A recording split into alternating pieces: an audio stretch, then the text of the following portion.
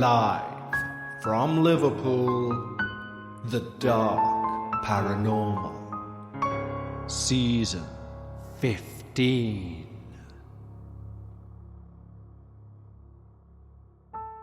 Hello everyone, and welcome back to The Dark Paranormal, Season 15, Episode 4. First and foremost, a huge thank you to everyone who's reached out so far this season with new experiences for future episodes. Now, I would just like to reiterate, if you are going to send in an experience that you would like to be heard on The Dark Paranormal, the only requirement that we have is that your submission is around 3,500 words or approximately 6 single sides of an A4 Word document.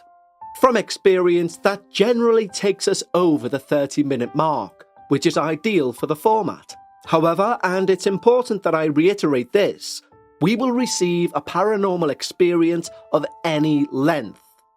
Because if your experience doesn't quite add up to a full Dark Paranormal episode, it may well be used on a minisode, or indeed on our Dark Bites episode for Patreons. Basically, irrelevant of length, we're trying to develop the biggest encyclopedia of different experiences out there within the world of paranormal podcasting. And believe me, although I've been into the paranormal since a youth, there are things that are coming through that I've never heard the likes of. Even better, and for me the part that literally sends a chill down my spine, is especially on Dark Bites or the shorter episodes where I receive shorter stories or experiences.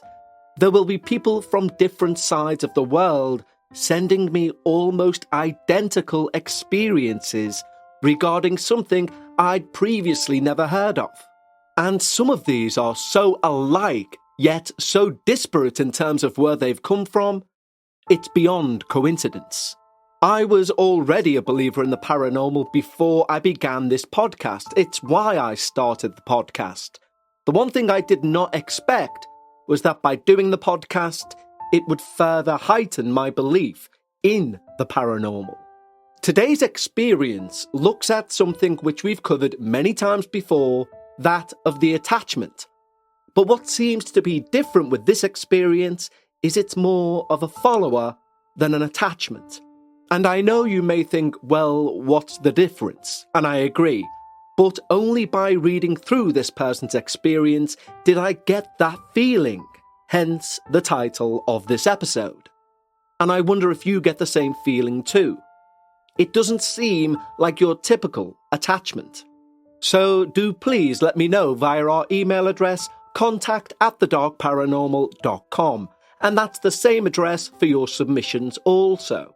Now, before we get to today's experience, and believe me, it contains one of the most vivid descriptions of something which I just can't get out of my mind. But before we reach there, I need to say a huge thank you to each and every one of our Patreons. When you sign up to our Patreon, not only will you receive every episode that we release on the main feed, both ad-free and before everyone else, including your season debuts, your season finales, but you can also gain access to the Patreon-only podcast, Dark Bites. Dark Bites is a podcast that's produced every single week of the year, even on the downtime between seasons, meaning you never miss your paranormal fix. Each episode is at least 30 minutes in length and contains a multitude of experiences that simply didn't make the main show down to the length. And if you're the sort that likes to binge listen, there are well over 50 hours worth of Dark Bites episodes in the back catalogue for you to go and enjoy. But genuinely, the best thing about our Patreon team is its community. I've been in paranormal groups on social media sites before, and there's always a little bit of backbiting going on, etc.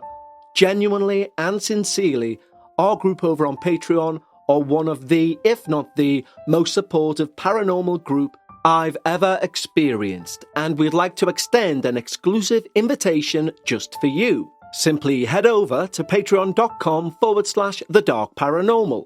just like the following wonderful new team members have: Jessica McDonald, Ansley Waters, Jose Mayer, Maria Plover, Clint39, Sally, Rob Wand, Mikey Whitey, Natalie Martin Bailey, Celissa Hatch, Sage Renee, Paige Master, Ash Goodwin, Ashley Robbins, Eb Nicolette, Marley, Kiara Rivera, Mim Allen, Elva Tavira, Paulsey, Nicole Kalari, Tracy Interhar, John Stallion, Jamie Smith, Sarah Durgan, Cole Bradfield, Brantley Drapp, Pamela, Rachel Mayer, Sarah Jameson, and Kissa Hargett. Thank you so much for the support, guys. It genuinely means the world. And if you like the sound of early ad-free releases, as well as a back catalogue of over 50 hours of unheard experiences, simply head over to patreon.com/The Dark Paranormal.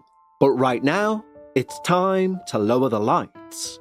Make yourself comfortable, and most importantly, leave your disbelief at the door, as we hear all about the Dark Follower.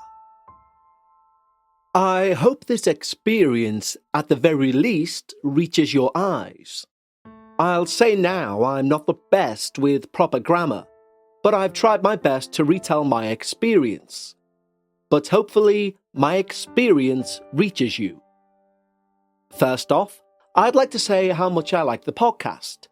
I've been listening for around 3 years now, and I think it's about time I shared my experience. My whole life, I've always had an open mind to the paranormal. I've always been interested in hearing about ghosts, spirits, entities, otherworldly encounters, and many other paranormal phenomena. If there's one thing this podcast has confirmed for me, is that everything I experienced and considered paranormal was indeed paranormal. Some of my experiences have shook me to my very core. Now, I won't give out my name, nor any of the names of my friends involved, just for the sake of privacy. But I will say that I am one of many residents that live and work at Yosemite National Park. I chose to live and work at Yosemite because of the cheap rent, and because it was close to home. Life in Yosemite is beautiful. During my time here, I've experienced many things, such as the beauty of nature, meeting the most kind and genuine people I've ever met, and just an amazing sense of community around the park. But one thing I didn't expect to experience was the horror that I plan to share with you. For my first 2 years in the park, I worked as a housekeeper at one of the hotels. It was, and still currently is, a good job. Specifically because I don't constantly have a supervisor breathing down my neck, looking at everything I do, inspecting all of my work, like you get with most common jobs. No, I get to spend most of my time alone in the rooms, listening to music or podcasts. It's the introvert's dream job, in a silly way. I do what most housekeepers are required to do at a hotel. I go into a newly departed room, clean and disinfect the room, then move on to the next one. It's definitely one of the easiest jobs I've ever had, especially compared to the factory jobs at home. I can definitely say that you don't work at a hotel as long as I have without, well, experiencing a thing or two. Especially at a hotel as old as the one I work at. My job location is on a very large property. There are multiple buildings for park guests to enjoy their stay. And if you work here long enough, you have the opportunity to claim one of the buildings as your very own to clean and maintain, instead of moving from building to building all day. Having your own section makes the job a lot easier in many ways. I've had my own section for a few years, and it led me to know the ins and outs of the building itself.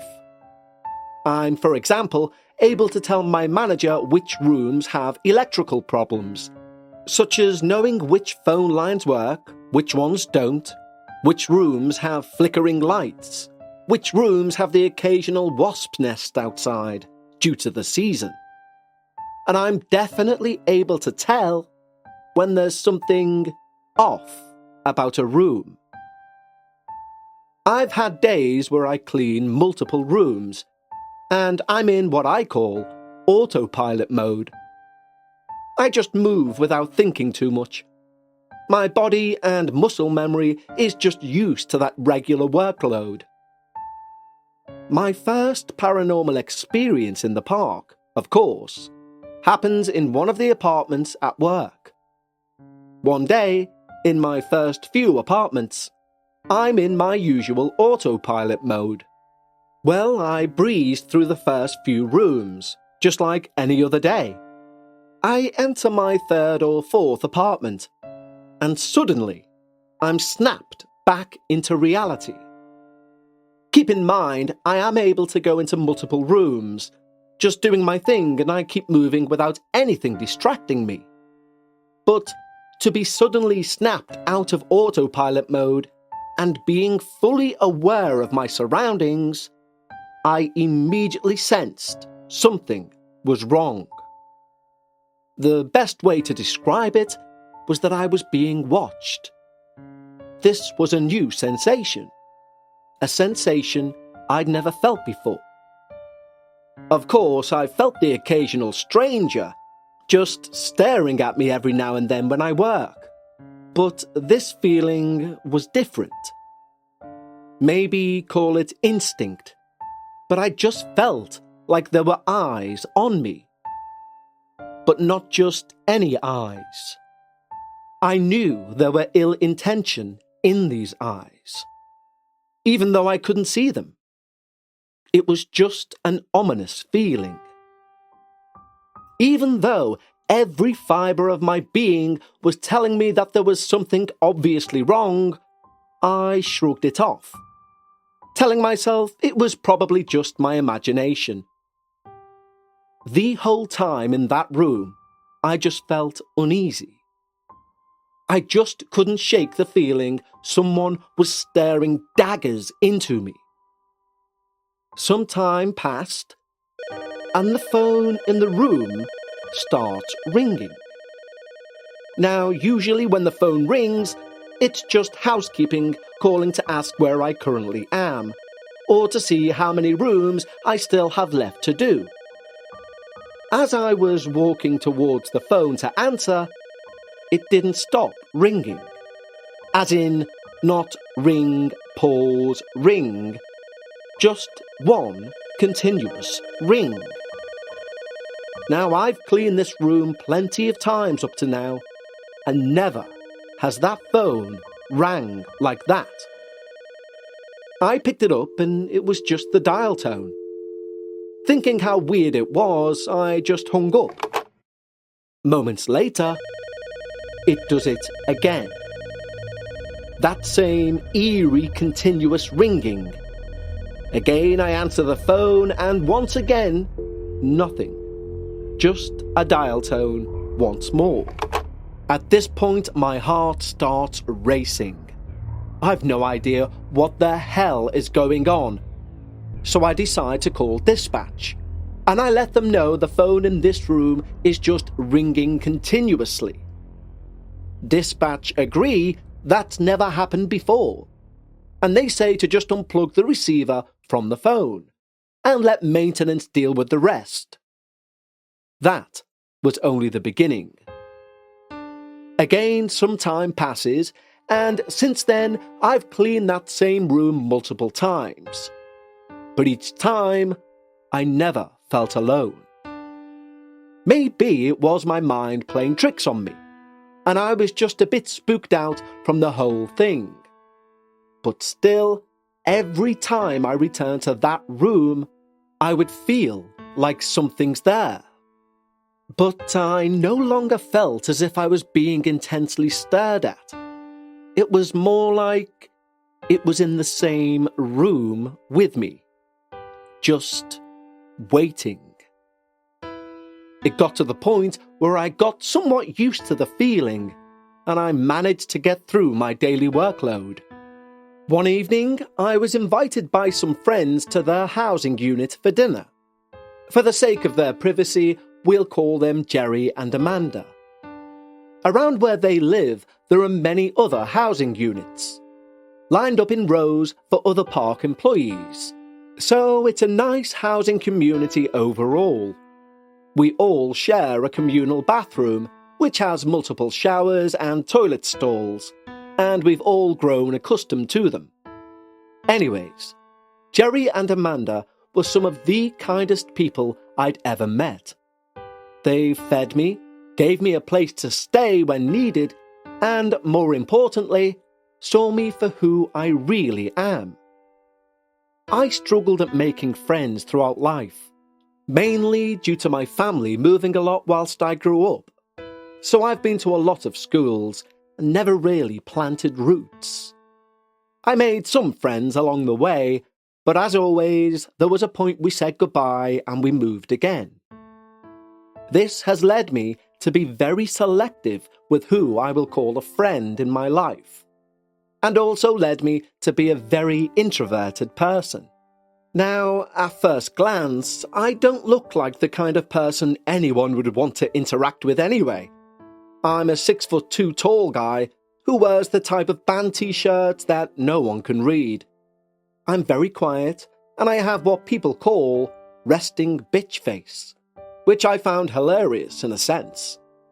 It led me to believe no one wanted to talk to me or be involved with me, and to some extent, I was okay with that. But Jerry and Amanda were different. I'd never encountered such kindness and hospitality like they would provide. Fast forward back to our dinner night. Jerry goes to use the bathroom, leaving both I and his girlfriend Amanda in the room. Amanda and I are talking, waiting for Jerry to come back, and suddenly he storms into the room in a panic. "What's wrong, Jerry?" Amanda says in a fright.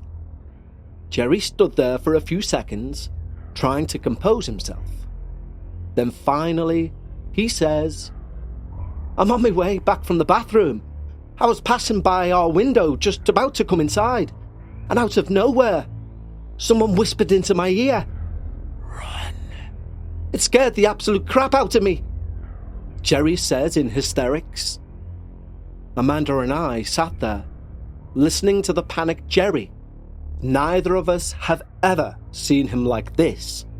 Amanda had mentioned that while he was in the bathroom, their cat, Voodoo, was acting really strange. Jerry and Amanda's cat was a stray they'd picked up on the way back from a road trip.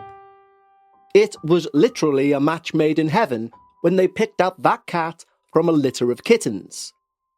I would go as far as to say the cat chose them. He was such a sweet little guy, very social, always looking for pets and very adventurous.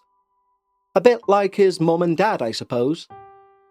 So it would be a bit surprising, somewhat rare, to see Voodoo displaying weird behaviour. "Jerry, Voodoo was staring at our window the whole time you were gone. He didn't move the whole time you were gone. He just kept staring until you came back." She mentioned this because it was very unusual for Voodoo to just sit still, staring out the window. Usually, he would accompany one of my friends or be looking to be pet, or at this hour, sleeping peacefully under their bed. She mentioned she had a feeling something must be wrong. And that feeling came to fruition when Jerry stormed in. Well, I was speechless. I often forget that we technically live in/near the woods. The park during the day is beautiful, bright, sunny. But at night, in a certain perspective, it can be seen as both beautiful and terrifying. After we all calmed down, we eventually just went on with the rest of our dinner, talking like nothing happened. But that event kind of stuck with me. In brief moments, I would pause and just think how terrifying that must have been for Jerry. So our night ends and I get ready to leave. I tell them both to have a good remainder of their evening and that I'll see them tomorrow for work. And I begin my walk home. Only a short walk, but one I'll never forget. I live about 5 minutes away from their housing unit, so it's not too long of a walk. I literally walk down the street that leads to the local village store, and right across the street is the parking lot that leads to the dormitory, where I live. I eventually make it to the parking lot, and I have to say, that's always been sort of an eerie spot to walk at night. The path is lit by a few street lamps, leading the way to my housing. But as I walked, I couldn't help but think about Jerry's story again. And as I begin to think about his story, that sensation returns. I'm being watched. It was an eerie, piercing stare. Whatever it was hostile. And I say this because as soon as I stop to try and look behind me, whatever was staring at me started sprinting at me, its feet stomping on the gravel on the ground at full speed. I felt like I was going to be assaulted right there and then. I froze in pure terror.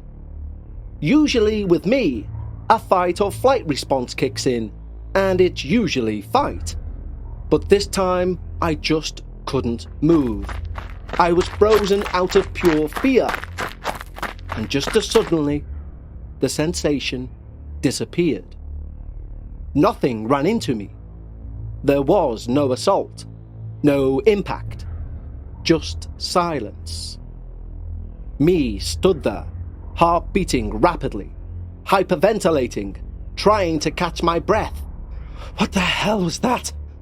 Was the only thing I could mutter after catching my breath. I took a look behind me to try and see what the hell just happened, but there was nothing. I thought to myself, maybe it was an animal running past to get to the bush. But I didn't see or hear anything go into those bushes. There was just no logical explanation. I'd never felt fear like that. I'd heard stories from people that they can freeze in fear, but I didn't know it was a literal sense of not being able to move. It was the kind of fear that felt like it could leave a white streak of hair from the stress and the trauma of the moment. After taking some time to collect myself, I finally muster up the courage to make my way back to my dorm. To this day, I still can't believe what happened that night.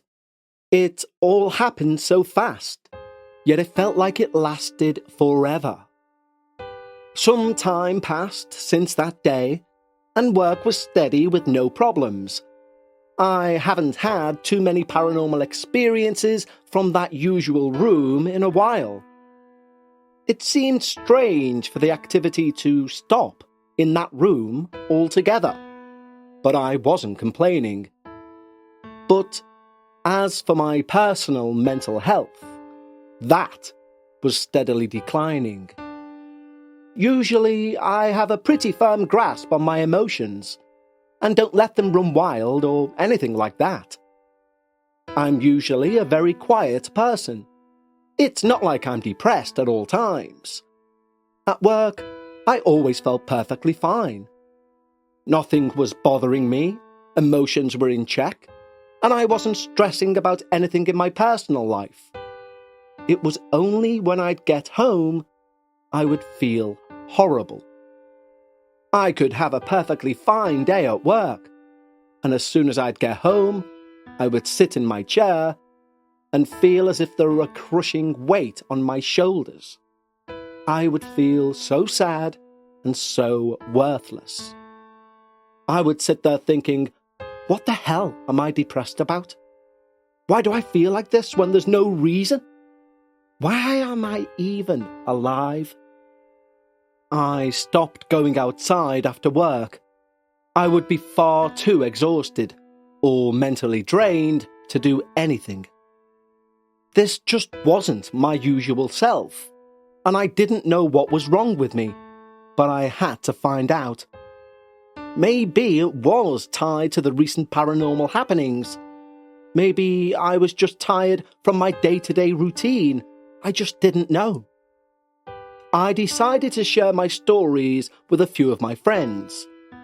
A few of them believed me 100%, and a few others were a bit skeptical of the whole situation, which I completely understand.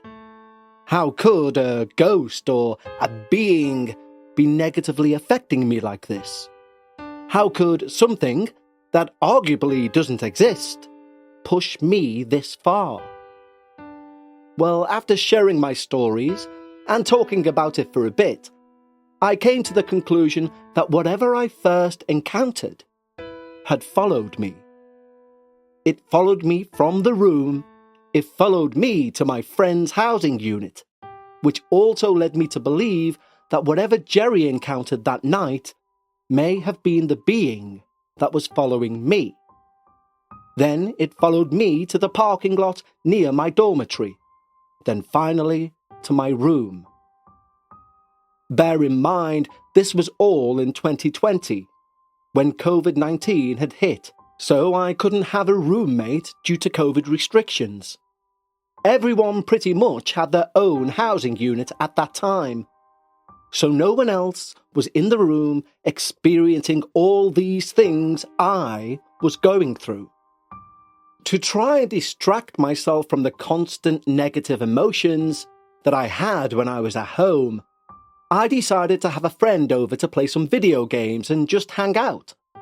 All was going well, and I was enjoying myself. My friend and I were playing Mario Kart on the Switch, so I was plenty distracted with the competitiveness between us. Zero thought of anything paranormal.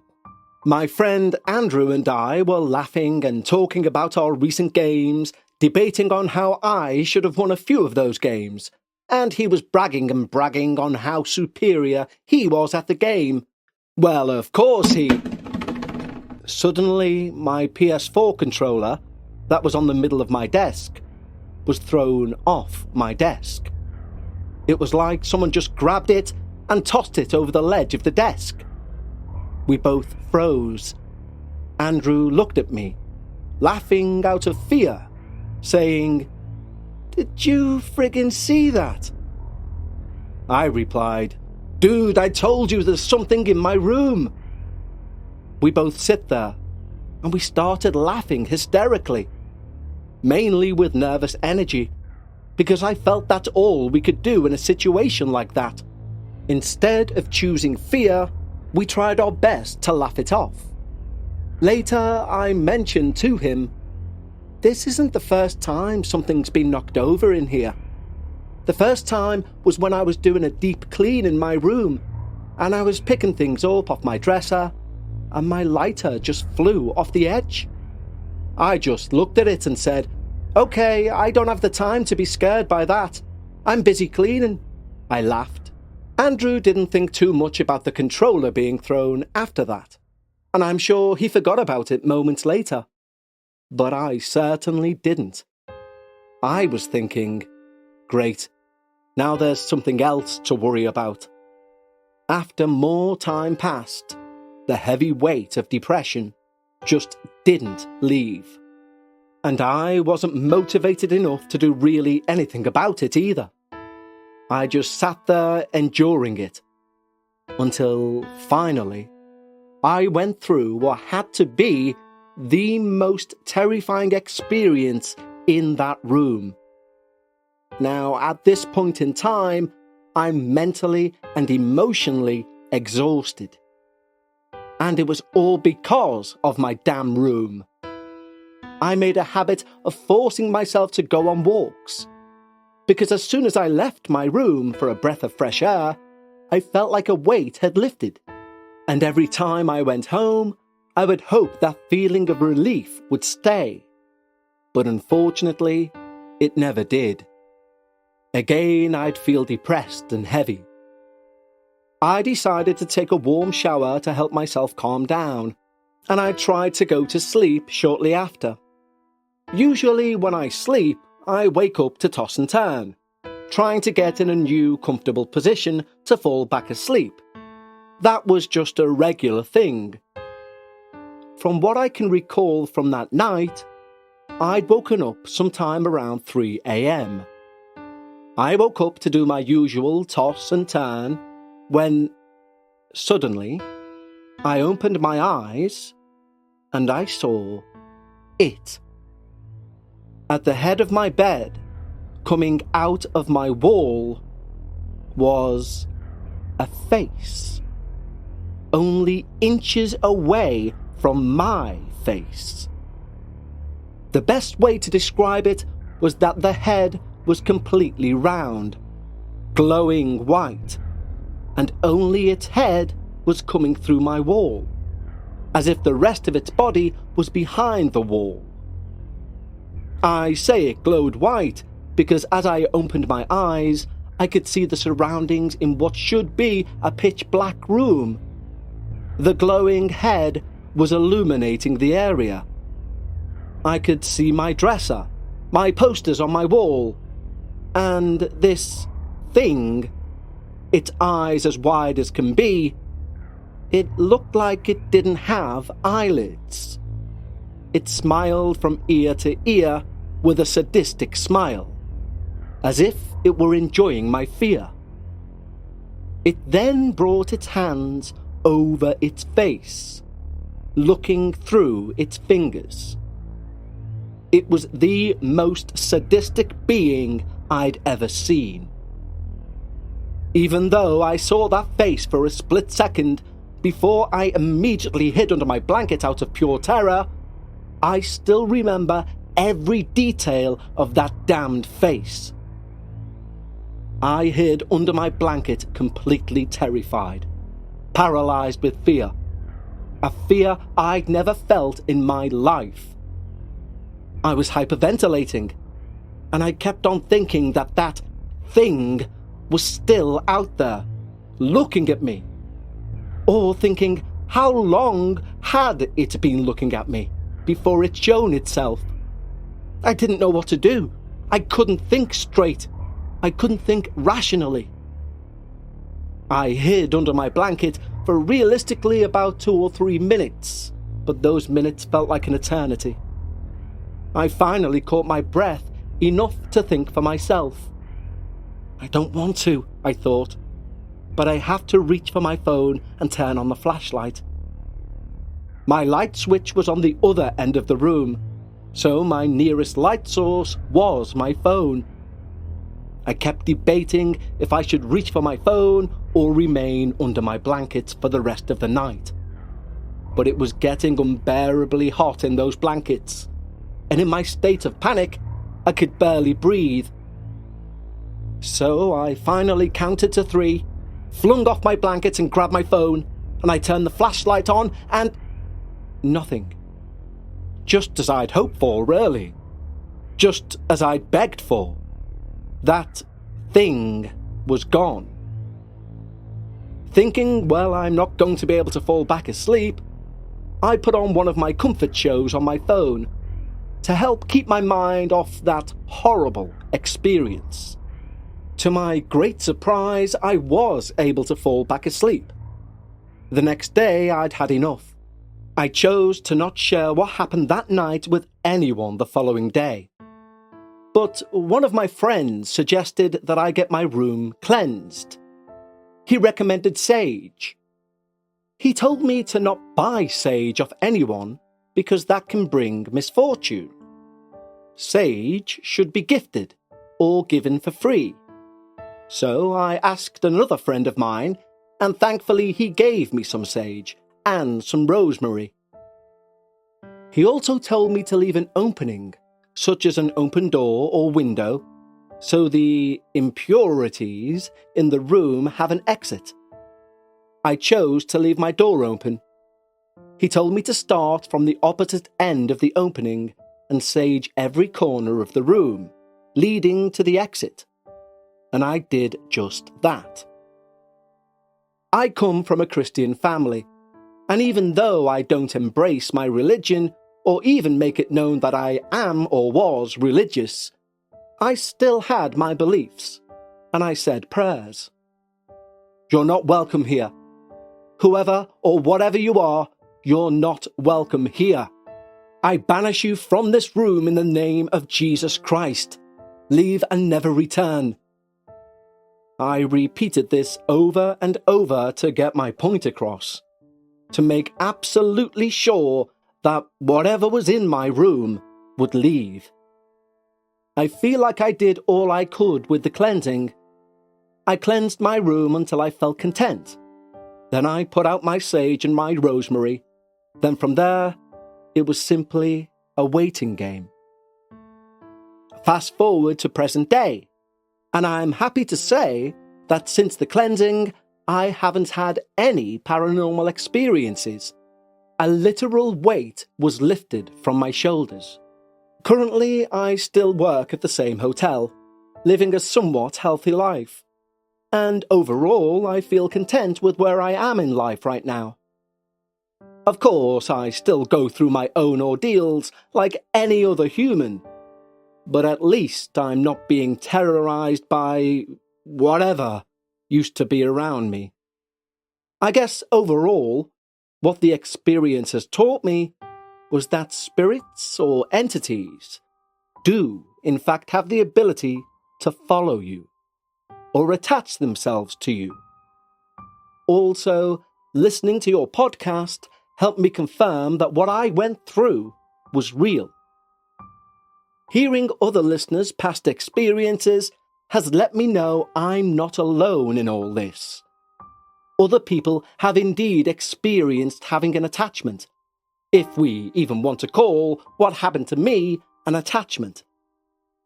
Other people have indeed heard footsteps. They too have felt hostility from something we can't see. They've felt mood shifts out of nowhere. And others have definitely felt completely alone dealing with these ordeals. Lastly, I want to say thank you for making your podcast a safe place for people like me to share our experiences. Even though retelling my experience has brought up past trauma, I'm still glad I was able to share this with an audience of like-minded individuals. Best wishes, Anonymous. Wow. Thank you so much, Anonymous, for such an amazing experience for episode 4 of season 15. And if anyone wants to have a guess at which part has been replaying over in my mind, well, of course, it's the face hiding behind its hands, looking through its fingers. It's an image I've had in my head since reading the experience. It's an image which is in my head right now, and an image I don't care for, thank you very much. But on a sincere note, thank you so much for providing such an excellent experience. For our Patreons, I'll speak to you again on Sunday for another instalment of Dark Bites, and for everyone, I'll speak to you through the week for our next minisode. Until then, stay safe, take care, and remember, when you're discussing the paranormal, always leave some of your disbelief at the door. And I'll see you next time, right here on the Dark Paranormal.